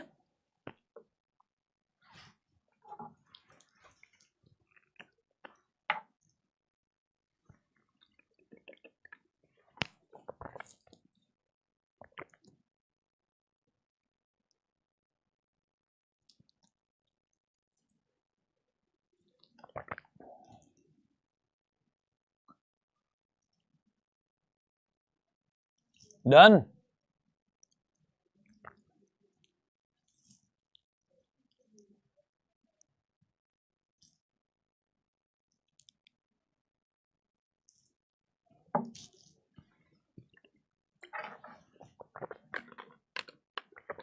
चलो, सो ये है हमारा दूसरा पार्ट का सोल्यूशन। देखो आंसर आ गया ना, B L square V square upon R, this is the answer.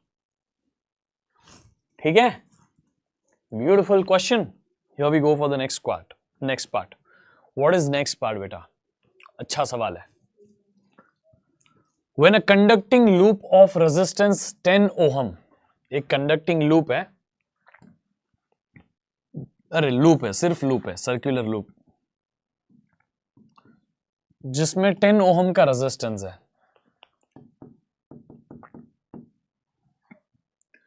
And are 10 centimetre square. ठीक है, लूप ऑफ रेजिस्टेंस, एरिया है 10 सेंटीमीटर। ऑब्वियसली 10 सेंटीमीटर स्क्वायर में क्या होता है? एरिया होता है 10 centimetre square. Come on everyone, here we go ahead. Is removed from an external magnetic field acting normally. हमने इसको, ये लूप को बाहर निकाल रहे मैग्नेटिक फील्ड से, ठीक है। And the variation of induced current in the loop with the time is shown. ये करंट का variation with respect to time, current यहां है y एक्सिस पे और टाइम यहां है x एक्सिस पे, इज शोन। ठीक है, total charge pass through the loop, total charge passed through the loop, इस लूप में से कितना चार्ज पास हुआ। ठीक है, दूसरा change in magnetic flux D phi, तीसरा है magnitude of the magnetic field B. Okay, तीनों हम निकालेंगे, बढ़िया से निकालेंगे, ध्यान से समझते हैं। ठीक है, ए और आर दिया हुआ है, अभी मैं यहां पे डायरेक्टली लिख नहीं रहा हूं। सबसे पहले आपको क्या निकालना है? Charge pass through the loop. ये ग्राफ किसका पता है? करंट वर्सेस टाइम का ग्राफ है। करंट और टाइम का जो ग्राफ होता है, इसका एरिया अंडर रूट, एरिया जो होता है ना बेटा, एरिया अंडर ग्राफ, वही चार्ज होता है। तो इस ग्राफ का एरिया निकाल लो, वही चार्ज है। तो फर्स्ट का आंसर क्या आएगा? Area under Q T graph, sorry area under I T graph, current versus time graph is Q. कितना है बताओ इसका एरिया बताओ यार, कम ऑन, ट्राइंगल है, ट्राइंगल का एरिया कितना, half into base into height, half into base, base कितना है बेटा, बेस कितना है 0 से लेके 1 तक 1, हाइट कितना है 0 से 0.4 तक 0.4, ठीक है। तो ये आपके हिसाब से यहां पे 2 इंटू 0.4 0.2 और यहां हो गया 1 इंटू 0.2 0.2, तो ये चार्ज है 0.2 कूलम, ठीक है। कोई डाउट है? I hope it is easy, ठीक है। दूसरा में क्या पूछा, flux, rate of change of, मतलब delta DF, change in flux. आपको सेकंड के लिए क्या करना है बेटा, E is equal to D phi by D T, पता है ना आपको, E is equal to D phi by D T. इसमें से डी टी कैसे तो करके हटाओ ताकि यहां पे हमें डी फाई मिले खाली। अब हम क्या करेंगे इसमें, E, अरे E क्या है, E क्या है, E क्या है, पोटेंशियल डिफरेंस, पोटेंशियल डिफरेंस, जी हाँ। E is equal to I R भी तो होता है, V is equal to I R, E is equal to I R, तो यहाँ करंट इंटू रेजिस्टेंस डाल दो, स्लोप में कितना करंट पास हुआ इंटू रेजिस्टेंस, और ये D phi by D T, ये हो गया। अच्छा सर इससे कुछ फर्क नहीं पड़ा क्या? हाँ नहीं पड़ा, मैं बताता हूँ ना फर्क कैसे पड़ेगा। करंट को भी लिखो D charge, D Q by D T, कितना चार्ज फ्लो हुआ divided by time, D Q by D T is equal to D, sorry क्या लिखोगे बेटा, करंट को लिखो D Q by D T, ये रेजिस्टेंस का रेजिस्टेंस, ठीक है, और ये D phi by D T. आप एक्चुअली ऑब्जर्व करोगे आपको दिखेगा D T no more D T, cancel हो गया, D Q is equal to R D phi.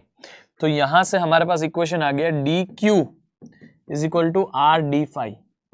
ये जो चार्ज Q लिखा ना हमने, कितना चार्ज फ्लो हुआ, इसको एक्चुअली डी क्यू लिखना चाहिए था, इतना चार्ज फ्लो हो चुका, क्योंकि करंट का फॉर्मूला तो वही होता है ना, current is equal to what, D Q by D T होता है current, rate of flow of charge, इसीलिए हमने ये डी क्यू लिखा।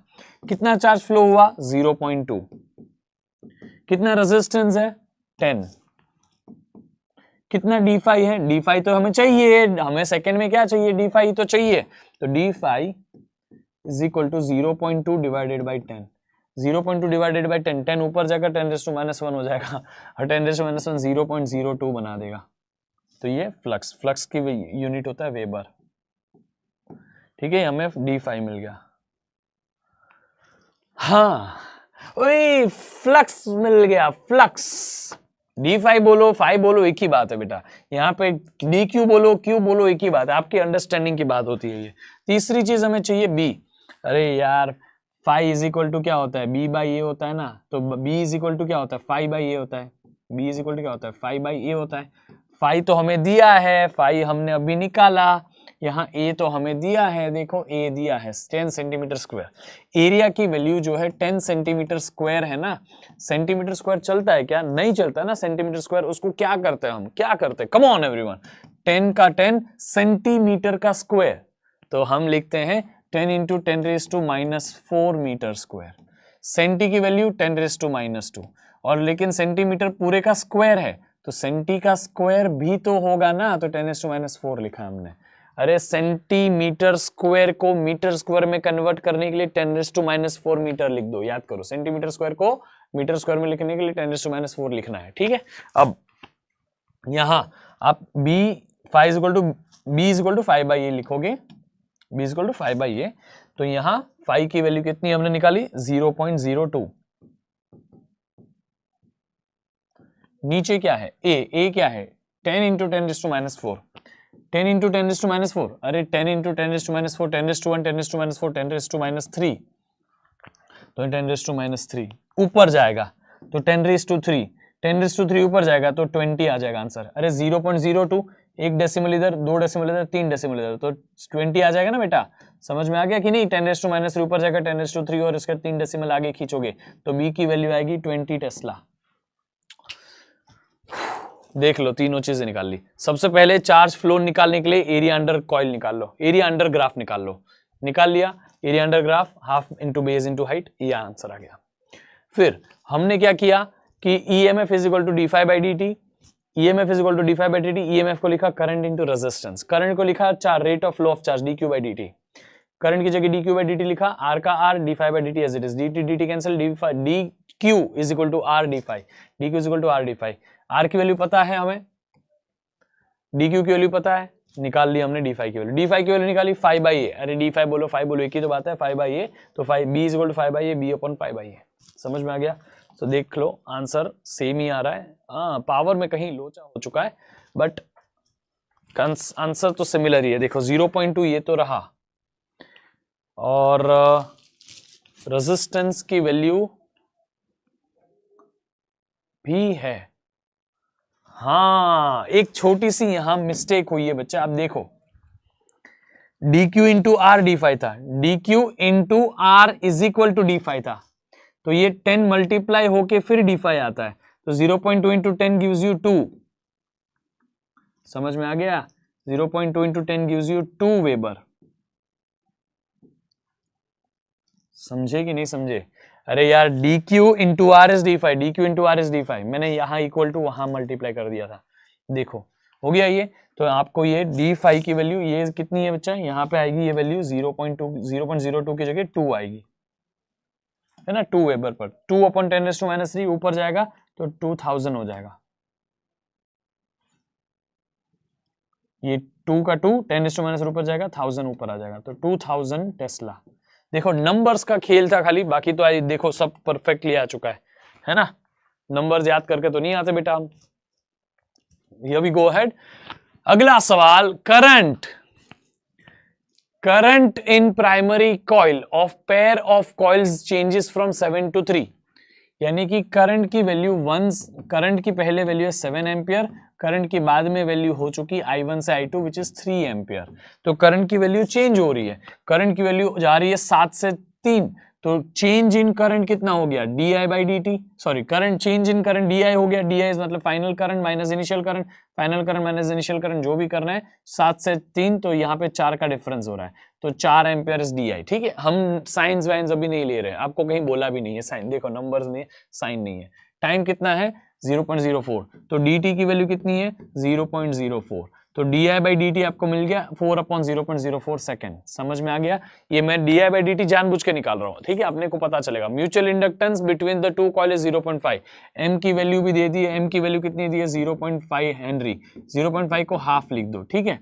अभी हमें बोला है induced EMF in secondary coil, induced EMF in secondary coil is equal to mutual inductance into di1 by dt, second coil का EMF depends on the first coil का करंट, लिखा था मैंने स्टार्टिंग में फॉर्मूला।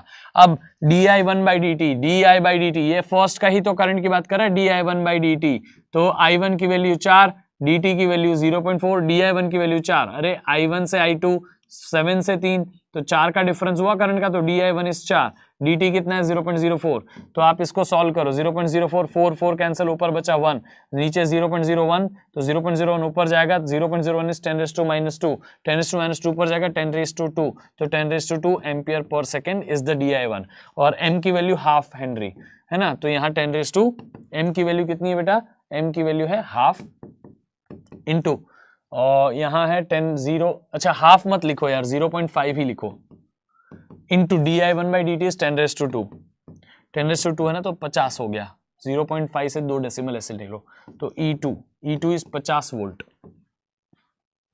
ठीक है, याद रहेगा। कम on everyone, E2 is 50 volts. I hope सबको समझा, किसी को कोई डाउट नहीं है? कूल। सो अगला सवाल, हमें यहां ग्राफ दिया गया है, बोला है two coil C1 and C2 are placed close to each other, last year ही पूछा गया है।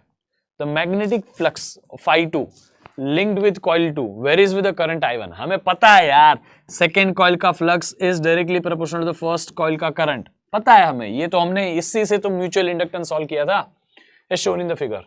उन दोनों का ग्राफ भी दिया है, phi2 और I1 का ग्राफ भी दिया है, देखो डायरेक्टली प्रोपोर्शनल बोला ना मैंने, तो ये डायरेक्टली प्रोपोर्शनल का ग्राफ ऐसा आता है। Mutual inductance of the arrangement, इस अरेंजमेंट का म्यूचुअल इंडक्टेंस, वैसे phi2 is equal to mi1 होगा ना, प्रोपोर्शनल डेटा होगा तो equal to mutual inductance, mutual inductance क्या आता है phi2 अपॉन I1, यानी कि इस ग्राफ का स्लोप पता करो, ग्राफ का slope change in Y axis की quantity upon change in X axis की क्वांटिटी, है कि नहीं? यानी कि आप फॉर्मूला अगर पूरा लिखना चाहो तो y2 minus y1 upon x2 minus x1 लिख सकते हो, ठीक है। बट y एक्सिस पे कौन सी क्वांटिटी है? फाई है, तो डेल्टा फाई या तो फाई 2। x एक्सिस पे कौन सी क्वांटिटी है? I1, तो फाई 2 अपॉन I1, यही तो होता है mutual inductance. Phi 2 upon I1 is mutual inductance ना बेटा, तो ये phi 2 upon I1 is m, और इसकी वैल्यू हम y2 minus y1 upon x2 minus x1 से कर सकते हैं। y2 इसको कोई भी दो पॉइंट्स आप मान सकते हो, जैसे कि मैं ये वाला और ये वाला ये पॉइंट मान लूं, और ये वाला और ये वाला ये पॉइंट मान लूं। ये पॉइंट है xy, x एक्सिस पे कौन है बेटा? 4, y एक्सिस पे कौन है? 10, 4, 10, x1 y1 हो गया। यहाँ पे हो गया दूसरा पॉइंट, x एक्सिस पे है 6 और y एक्सिस पे है 15, तो x2 y2 हो गया। तो x1 y1 x2 y2, ठीक है। अब x1 y1 x2 y2 यहां तो आ गया। आप y2 minus y1 upon x2 minus x1 करिए। y2 माइनस y1, y2 कितना है? 15 है ना, 15 माइनस y1 कितना है? y1 10, 15 माइनस 10 है ना, यहाँ पे y1 10 अपॉन x2 कितना है बेटा? x2 की वैल्यू इसमें कितनी है? 6, x1 की वैल्यू कितनी है? 4 है ना, इसकी वैल्यू 6 है, यहाँ 4 है। करो 15 माइनस 10 5, 6 माइनस 4 2, तो 5/2 2.5 Henry. This is your mutual inductance. आप 15 अपॉन 6 कर देते तो भी आ जाता, 15 अपॉन 6 भी 2.5 आएगा, 10 अपॉन 4 भी 2.5 आएगा, 5 अपॉन 2 भी 2.5 आएगा। कोई भी पॉइंट पे आप y/x कर दो, आंसर आ जाएगा। y एक्सिस पे क्योंकि फ्लक्स है और x एक्सिस पे करंट है। ये सेकंड वाला, फर्स्ट वाला तो आंसर आ गया। The rate of change of current di1 that will induce the EMF of 100 volt in coil 2। आपको di1 चाहिए, अरे आपको EMF 2 है ना, rate of change of current di1, E2 की वैल्यू याद करो, E2 is equal to m di1 upon dt था, याद करो। तो आपको di1 अपॉन dt चाहिए, yes, which will induce EMF of 100 volt. तो ये इंड्यूस्ड EMF कितना है? 100 वोल्ट। अरे E is equal to m di1 by dt ना, सेकेंड कॉइल का EMF is equal to first coil का rate of change of current into mutual inductance. E2 की value आपको दी हुई है 100 वोल्ट, तो ये 100। m की वैल्यू, म्यूचुअल इंडक्टेंस की वैल्यू अभी जस्ट हमने निकाली 2.5 या 5/2, 2.5 को 5/2 लिख सकते हो। तो यहां पे बचा क्या? सिर्फ di1 बाई dt। यही तो आपको फाइंड करना है। एक काम करो, di1 बाई dt इधर रखो, 2 इधर जान दो, 5 नीचे जान दो, 100 into 2 upon 5 which is di1 by dt। मुझे बताओ, सिंपल सा कैलकुलेशन बेटा, जिसको समझ रहा है वो तो ऐसे यूं कर लेगा, उसको मेरी जरूरत भी नहीं इन सब में। तो 5 और 100 जाएगा कि नहीं जाएगा? यस, तो यहाँ 5 और 100 20 से जाएगा, और ये 2 20 तो 40 हो गया, 40 है di1 बाई dt।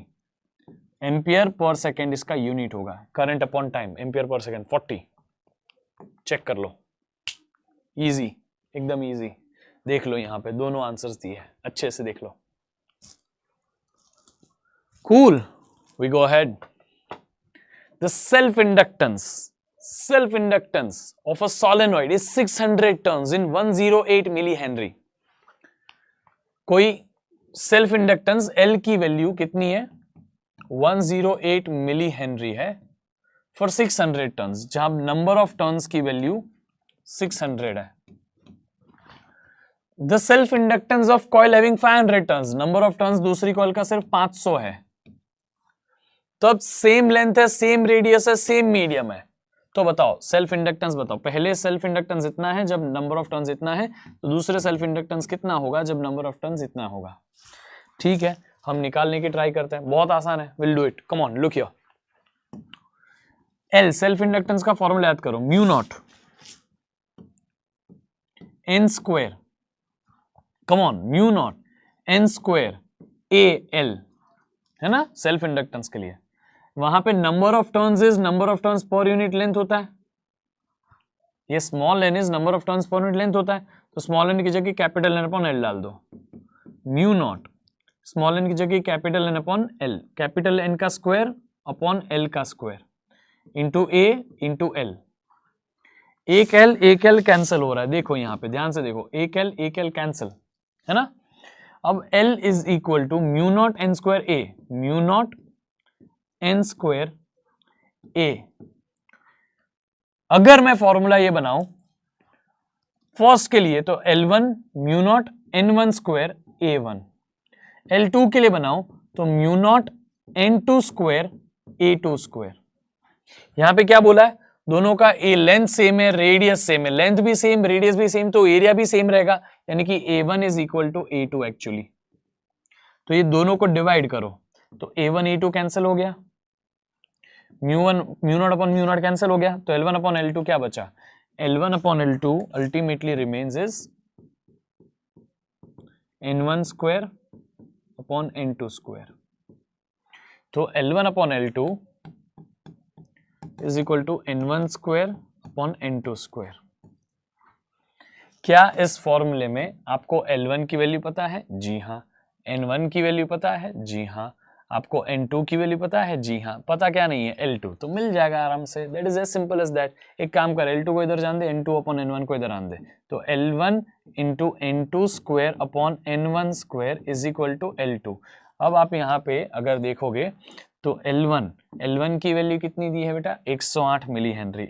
108 ही रख देता हूँ ना, मिली विली तो आ जाएगा आंसर जो भी आएगा उसको मिली में मानेंगे। N2 कितना है? 500 का स्क्वायर अपॉन N1 कितना है बेटा? N1 कितना है? 600 का स्क्वायर। नंबर्स थोड़ा सा पावर्स की ही बात है, बाकी तो देखो सब आसानी है। यहाँ पे देखो है तो 0 वाले नंबर्स ही ना, 500 600, तो ये L2 है। 108 एज इट इज रखो, 500 का स्क्वायर, 5 का स्क्वायर 25 लिखो, 2 0 तो 2 0 का स्क्वायर तो 10⁴, 2 0 यानी 10⁴ होता है, तो उसका स्क्वायर 10⁴। 6 का स्क्वायर 36 इंटू 10⁻² है ये, तो उसका स्क्वायर 10⁴ हो गया। ये आपका L2। 10⁻4 न्यूमरेटर से 10⁻4 डिनोमिनेटर से कैंसिल हो गया, ठीक है। अब ये कैंसिल होने के बाद आपके पास आंसर आ जाएगा वापस 5/6 ही आएगा यार, 5/6 आ जाएगा। नहीं 5/6 नहीं आएगा, सॉरी। ये आप इसको ये सॉल्व करना आपको, अभी सिर्फ वही L2 का आंसर है। So that is what is going to give you the answer, ठीक है, चेक कर लो, है ना। सो दैट्स द आंसर बच्चा, इजी।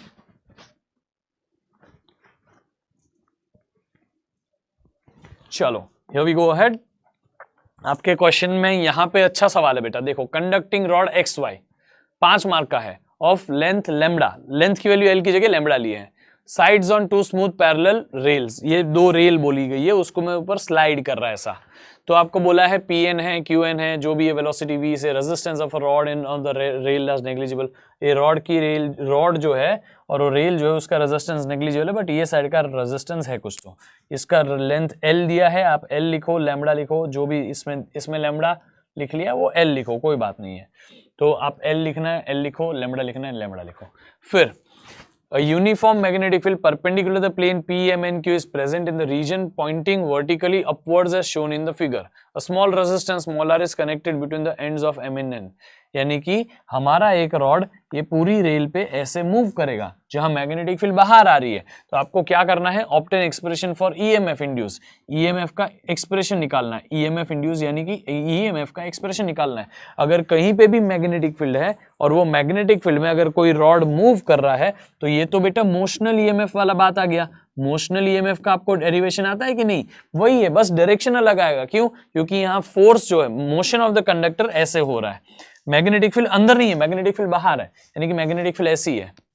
और करंट कहां जाएगा? नीचे जाएगा। Motion of the conductor, magnetic field बाहर, और नीचे आएगा आपका करंट, तो यहां करंट नीचे के डायरेक्शन में फ्लो करेगा, ठीक है। बस इतना ही डिफरेंस है, बाकी इसका आंसर जो है ईएमएफ का वो BLV वाली डेरिवेशन ही आंसर है। तो यही डेरिवेशन आपको दूसरी बार ये क्वेश्चन में आई, 2 बार पूछी गई है पिछले 3 साल में, प्लीज उसको करिएगा। तो ईएमएफ ऐसे निकालिएगा विद इट्स पोलैरिटी, तो अगर करंट नीचे रहे तो ऊपर होगा पॉजिटिव, नीचे होगा नेगेटिव, तो पोलैरिटी मिल गई ना आपको, ठीक है।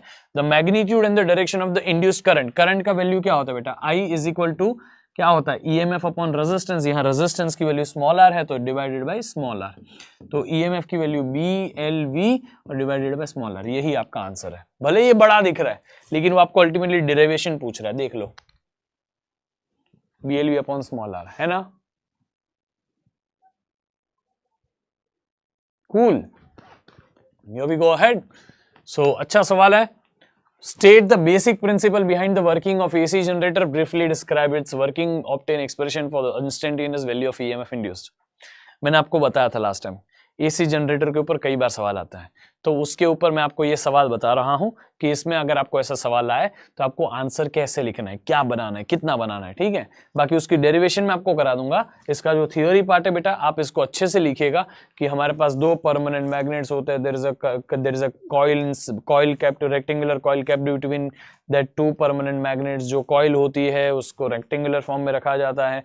For both the terminals are connected to this slip ring से कनेक्टेड है। स्लिप रिंग्स जो है carbon brushes B1 and B2 से कनेक्टेड है, फिर वहां से हमें आउटपुट मिलता है। ये सब आप लिखोगे। फिर जब भी हम इसको मैकेनिकली मूव करने की कोशिश करेंगे तो according to Fleming's right hand rule there will be induction of current, but after that coil which is going, जब भी ये मैंने आपको कल सिखाया था कि ये कैसे काम करता है। हमारा अगर यहाँ पे कंडक्टर जैसे ही ऊपर जा रहा है तब तक सब सही है, लेकिन जब ये नीचे जाने लगेगा, नीचे जाते वक्त उसका करंट पलट जाता है। तो करंट कभी आगे कभी पीछे, कभी आगे कभी पीछे, ऊपर जाते वक्त आगे होता है तो नीचे आते वक्त पीछे होता है।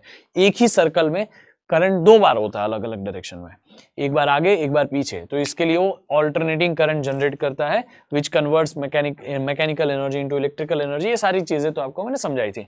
डेरिवेशन एक बार बता देता हूं बेटा, ताकि आपको जिनको डेरिवेशन नहीं आता उनको आ जाए। कोई भी EMF इज इक्वल टू होता है माइनस d∅/dt, ठीक है। फाई जो होता है वो होता है BA cos थीटा, और यहां थीटा जो है उसको हम रखेंगे omega upon T, sorry omega into T. Theta की वैल्यू क्या होती है, angular velocity into time. Substitute करो तो फाई की वैल्यू क्या होगी, BA cos ओमेगा टी। क्यों? क्योंकि यहां जो है ना कॉइल का ना तो एरिया चेंज हो रहा है, ना तो इस कॉइल का एरिया चेंज हो रहा है, ना ये मैग्नेटिक फील्ड चेंज हो रही है, बट ये कॉइल का इस मैग्नेटिक फील्ड के साथ जो एंगल बन रहा है ना वो बार बार चेंज हो रहा है। तो इसीलिए सिर्फ angle is something which is variable हुआ है, इसलिए थीटा की वैल्यू हमने ओमेगा टी लग दी, क्योंकि टाइम के साथ वो एंगल बदल रहा है। समझ गए? और वो कितनी स्पीड से बदल रहा है, ओमेगा स्पीड से। तो फाई की जगह फाई की वैल्यू रखो, E is equal to minus का माइनस डी, बी की जगह फाई की जगह क्या आएगा, BA cos ओमेगा टी, ठीक है, डिवाइडेड बाय dt। अब इसमें से कौन कांस्टेंट है उसको बाहर ले लो, however is constant take it out. तो electric field is equal to minus का माइनस, यहाँ पे b का b बाहर, a का a बाहर, और यहाँ पे derivative of cos omega t ही बचेगा, सिर्फ cos ओमेगा t का derivative with respect to time. अब यहाँ इसका cos का डेरिवेटिव क्या होता है बेटा, साइन थीटा होता है, cos का डेरिवेटिव साइन होता है, तो cos की जगह साइन आ जाएगा, और ये ब्रैकेट में जो है वो ओमेगा t तो एज इट इज रहेगा, लेकिन टाइम के साथ डेरिवेटिव हो रहा था तो ओमेगा जो है वो बाहर भी आ जाता है, इसलिए बाहर भी ओमेगा का, लेकिन बाहर b और a तो वेट कर ही रहे। और cos का डेरिवेटिव माइनस साइन होता है, तो ये cos का डेरिवेटिव का माइनस, ये माइनस वाला माइनस तो प्लस हो गया, तो EMF is BA omega sine omega T. आप इसको चाहो तो E नॉट या EM लिख सकते हो, तो E is equal to E naught sine omega T. This is the AC generator का डेरिवेशन, याद रहेगा। So this is what we have to write it in exam, this is how will represent our answer बेटा, ठीक है, देख लो। I hope आपको समझा कि इस चैप्टर से किस तरीके के PYQs पूछे जाते हैं। प्लीज आप सभी को एक रिक्वेस्ट बेटा, इसके NCERT एक्सरसाइज देखिएगा, खुद उसको भी सॉल्व करने की ट्राई करिएगा। चैप्टर क्रिटिकल हो जाता है, इसीलिए इसका वन शॉट, अगर आपका कंसेप्ट्स में कहीं पे भी प्रॉब्लम हो रही है, मैं रिकमेंड करूंगा कंसेप्ट इसके वन शॉट को 2 बार देखिए। छोटा सा ही है बेटा, 2-2.5 घंटे के अंदर का है, प्लीज उसे 2 बार देखिए। आप कंसेप्ट्स को जितना डिटेल में इसको समझोगे, ये चैप्टर की प्रैक्टिस इतनी ज्यादा करने की जरूरत नहीं पड़ेगी। क्यों? क्योंकि इसके कंसेप्ट ज्यादा इंपॉर्टेंट है बेटा। आपको फैराडेज लॉ का स्टेटमेंट, लेंज लॉ का स्टेटमेंट, एसी जनरेटर का पूरा कंसेप्ट, म्यूचुअल इंडक्टेंस का डेफिनेशन, सेल्फ इंडक्टेंस का डेफिनेशन, ये सब तो याद करना ही पड़ेगा। इसके अलावा इसके ऊपर जो क्वेश्चन आते हैं वो NCERT के टेक्स्ट बैक क्वेश्चंस कर लीजिए। ये PYQs मैंने दिखाया आपको कैसे वाले आते हैं, ये सारे लेटेस्ट PYQs है, सो आप समझ पा रहे हो। इसमें से बहुत ज्यादा डिफिकल्ट नहीं आ रहे, लेकिन बहुत ज्यादा डायरेक्ट क्वेश्चन भी नहीं आ रहे कि आप सीधा फॉर्मूला उठा आंसर ला दे, नहीं, आपको इसमें कंसेप्ट अप्लाई करना पड़ेगा। सो इसीलिए प्लीज प्लीज प्लीज, अगर ये क्वेश्चंस करने में प्रॉब्लम आ रही है, please do one shot twice, 2 बार देखो उसको, ताकि उसको डिटेल में समझ जाओ। एक बार आप उसको 2 बार देखोगे ना, एक गारंटी कि आपको डिटेल में समझेगा वो, आपको कहीं प्रॉब्लम नहीं आएगी। आप करके देखो एक बार, फिर मुझे इस वीडियो में कमेंट करके बताओ कि आपको समझा कि नहीं समझा, ठीक है। तो आई होप कि आपको ये क्लास अच्छा लगा। इसी तरह से मिलते हैं फिर अगले क्लास में with the brand new chapter of alternating currents. तब तक के लिए पढ़ते रहिए, मचाते रहिए। Till then bye bye, see you, take care.